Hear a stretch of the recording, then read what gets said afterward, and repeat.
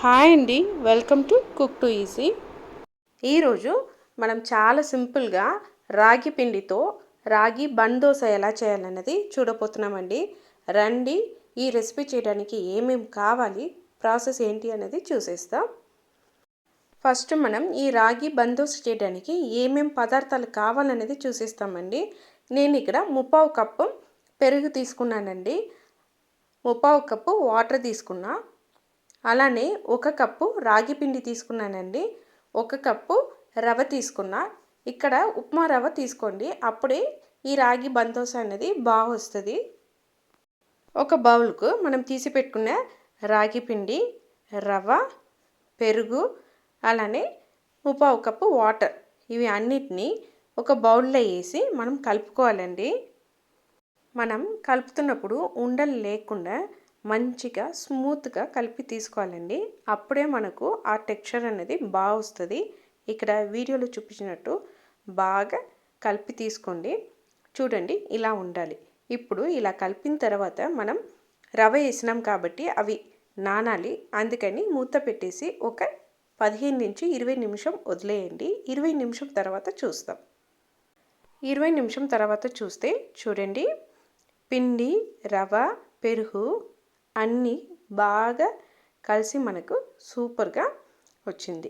ఇప్పుడు మనం ఇలా తయారు చేసుకున్న ఈ పిండిని ఒక మిక్సర్ జార్కి వేసి మెత్తగా గ్రైండ్ చేసి తీసుకోవాలండి. అప్పుడు మనకు చాలా సాఫ్ట్గా ఈ బన్ దోశ అనేది వస్తుంది. దానికే మనం ఈ ప్రాసెస్ని చేస్తున్నామండి. చూడండి, ఎంత మెత్తగా మనకు పిండి అనేది దొరికిందండి. ఇప్పుడు ఈ పిండిని మిక్సింగ్ బౌల్కి మార్చుకోవాలండి. ఇలా మనం పిండిని మిక్సింగ్ బౌల్కి మార్చుకున్న తర్వాత ఒక పావు నుంచి 1/2 కప్ అంత వాటర్ మిక్సర్కి వేసి మళ్ళీ ఆ వాటర్ కూడా దీంట్లోనే పోసేసి కలపండి. ఇప్పుడు మనం కొన్ని ఇంగ్రీడియంట్స్ని ఈ పిండిలో యాడ్ చేసుకోవాలండి. అవి ఏంటి అనేది చూసేస్తాం రండి. ఫస్ట్ మనం ఈ పిండిలో 2 టేబుల్ స్పూన్ అంత కరివేపాకు కట్ చేసి తీసుకున్నానండి, అది వేస్తున్నాము. అలానే 2 టేబుల్ స్పూన్ కొత్తిమీర కట్ చేసి తీసుకోండి. ఈ పిండికి సరిపడ ఉప్పు అండి. దీంతోపాటు 1 టీ స్పూన్ అంత జీలకర్ర, అలానే ఒక మీడియం సైజు క్యారెట్ని తురిమి తీసుకున్నానండి. ఆ క్యారెట్ని కూడా ఈ పిండిలో వేయండి. ఇప్పుడు మనం వేసిన అన్ని ఇంగ్రీడియంట్స్ పిండితో బాగా కలిసినట్టు కలిపేయండి. ఇప్పుడు ఫైనల్గా మనం ఈ పిండిలో వంట సోడా వేస్తున్నామండి. 1/2 టీ స్పూన్ అంత వంట సోడా ఈ పిండిలో వేసి కలుపుకోండి. వంట సోడా వేసి కలిపిన తర్వాత ఈ పిండిని ఒక 5 to 6 మినిట్స్ ఇలానే వదిలేస్తామండి. 6 మినిట్స్ తర్వాత మనం బన్ దోశ అనేది వేస్తామండి. 6 మినిట్స్ తర్వాత చూడండి, మన వంట సోడా వేసి కలిపి పెట్టిన పిండి అనేది సూపర్గా రెడీ అయిపోయింది. ఇప్పుడు మనం బన్ దోశ వేయడం స్టార్ట్ చేస్తామండి. దానికోసం పొయ్యి మీద ఒక చిన్న కడాయి పెట్టుకోండి.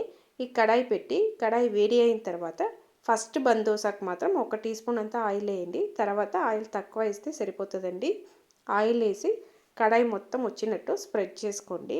ఇలా బాగా స్ప్రెడ్ చేసిన తర్వాత మనం రెడీగా పెట్టుకున్న ఈ పిండిని ఒక్కసారి కలిపేసి హీట్గా ఉన్న ఈ ప్యాన్లో 2 to 3 గరిటెలు వేసుకోండి అండి.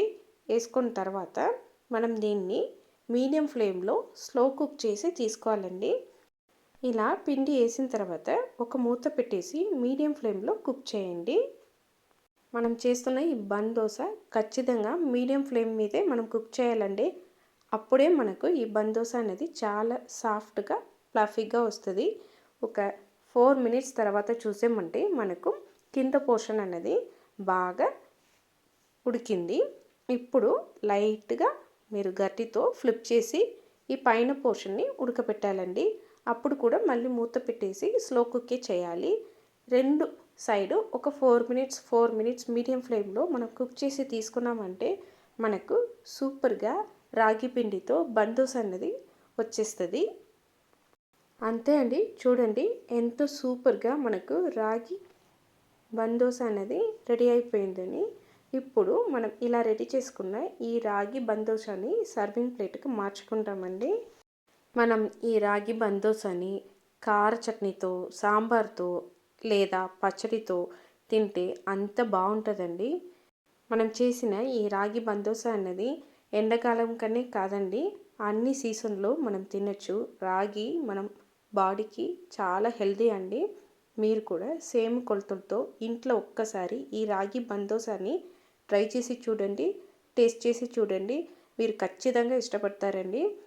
ఈ రాగి బందోసా చేయడం చాలా ఈజీ, సేమ్ టైంలో చాలా మెత్తగా ఉంటుందండి. మీకు ఈ రాగి బందోసా రెసిపీ నచ్చిందంటే కుక్ టు ఈజీ ఛానల్ని లైక్ చేయండి, షేర్ చేయండి, కామెంట్ చేయండి. తప్పకుండా కుక్ టు ఈజీ ఛానల్ని సబ్స్క్రైబ్ చేయండి. బాయ్ అండి.